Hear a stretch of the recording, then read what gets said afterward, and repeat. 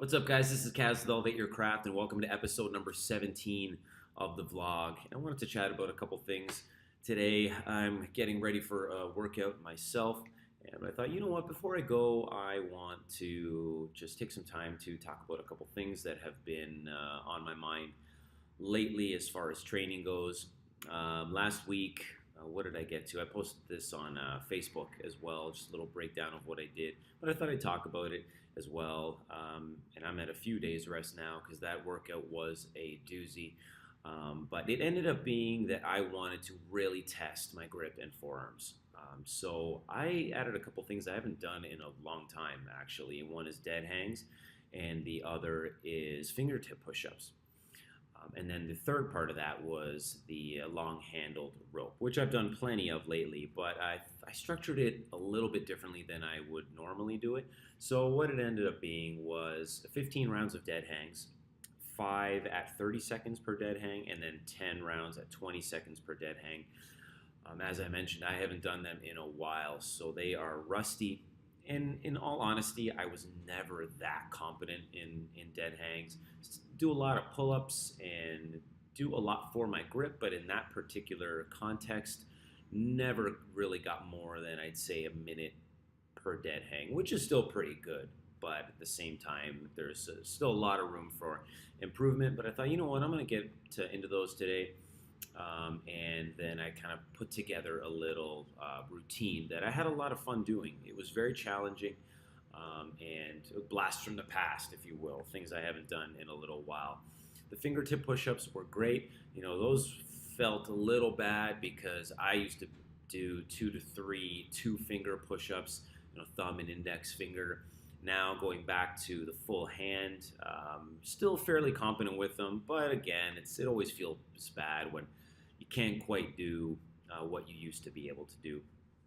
And then, of course, loving jump rope as much as I do, I had to incorporate something, so I used the long-handled rope, and I thought I'm going to do something a little fun and just say, okay, sort of picked an arbitrary number of reps, but something I thought, okay, I could probably do, but would be fairly challenging, and that was 10,000 reps.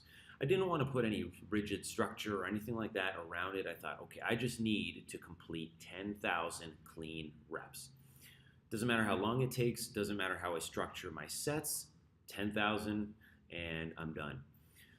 So I did that, and I thought, okay, during these, I really need to focus on using my wrists as much as possible so I can get that forearm grip workout in.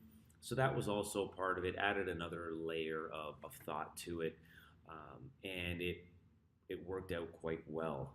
I did post the actual set breakdown on Facebook that I ended up doing, but one thing I found as I was doing it is that it was a really good mental test as well, because you can break down the workout any way you want, you know, 50 reps with however many sets, or if you want to do more reps per set to make it a fewer amount of sets, great. But I found that it was a really good mental test to not prolong everything so much. Say, you know what, I'm going to challenge myself. I'm going to get this many reps in, or I'm going to keep things in even, and I don't want to go below 500 reps as an example. And that's something that happened to me where it's like, you know what, I started at 250 and I thought I can do better than this. And I thought after this set, I think it was my second set, like, I'm not going to go below 500 anymore. And I did for the most part. I think there was a couple 400 rep rounds, but the previous set I did 600. So there was a lot of mind games, great way to challenge yourself, but also really test your endurance and your mindset. Say, you know what, I'm going to push through this. And you know, on the very last set that I completed, I needed to do 1,400 reps to actually finish. And I hadn't done one set where I had that many reps, 1,400. But when it came down to it, I thought, I'm just going to finish this. I'm going to go out strong. So I actually completed all 1,400 reps instead of breaking it down into 2 700 rep sets that I initially set out to do. So things like that, I think, make structuring your workout like this really cool, just because it tests that mental side of things and really keeps you on your toes. So that was that workout. Really grip, forearm focused. The dead hangs and the fingertip push-ups are something I haven't done in a while, so I was very happy to get back into those.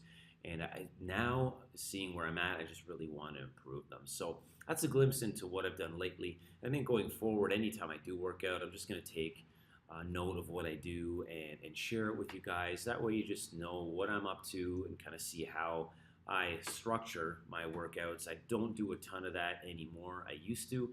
Now I kind of go with how I feel, what I want to do, while also making sure that I do address the areas that I want to work out. I'm a little more free flowing when it comes to my workouts these days. So I encourage you to do what suits yourself. And now onto the vlog, I guess, the second part of the vlog. And I just wanted to talk a bit about rotation speed, because I was thinking of this when I was doing some speed-based training a couple weeks ago, and I thought, you know what, this would be cool to talk about. And I think what we do often when it comes to speed-based training is always want to go faster, always more speed, more RPMs, but I think it's valuable to also slow things down, even drastically.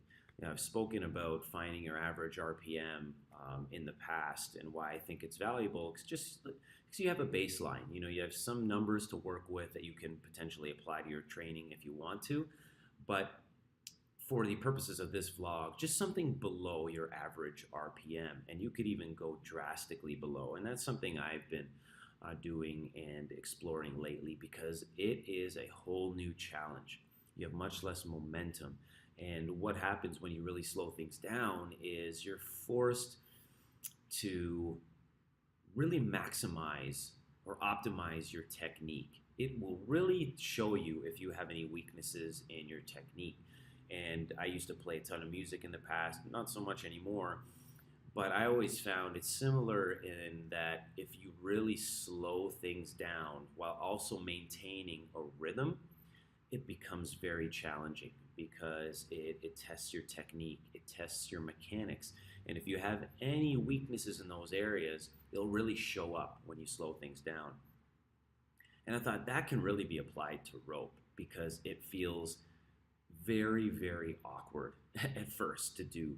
Because I think a lot of the time when we're jumping, we have the momentum of the rope to keep it going.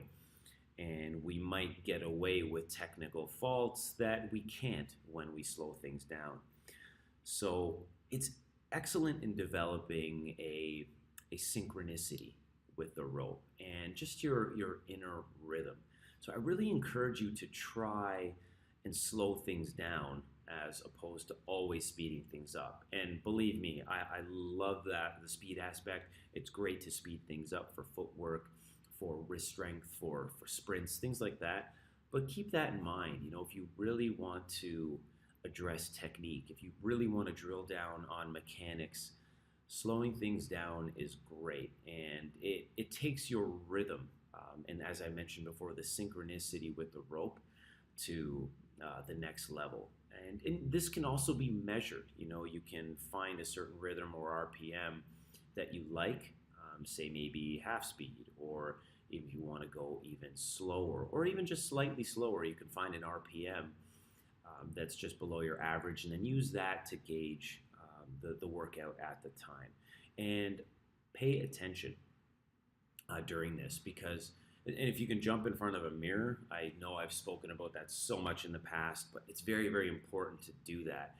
Jump in front of the mirror and really look at how you're performing, how your technique looks, the mechanics, and of individual wrists even too. It can come to that where one isn't contributing as much as the other. So you need to make very small tweaks to your overall technique. And that's what's very valuable about it. It becomes very analytical, your jumping, and that's an important part of things too. So that's something I just wanted to mention, because I think it's lesser known. It's always, I need to go a little faster and a little faster, and we're doing sprints and double unders and triple unders. And so I thought, you know what, I think it'd be cool to address that. And it's something that I've been incorporating more into my training, and it forces you to be a little more patient too. And I mentioned it's a little awkward at first, But once you get used to it, once you get that inner rhythm going, it becomes second nature like anything else. So that's it for this vlog. I hope that was cool. I hope it was useful. And there's a lot more to come. As I mentioned, I'll be talking a bit more about what I'm doing as far as my workouts and that kind of thing, and hopefully offer some insight into those workouts and things that you may be able to incorporate into your training as well.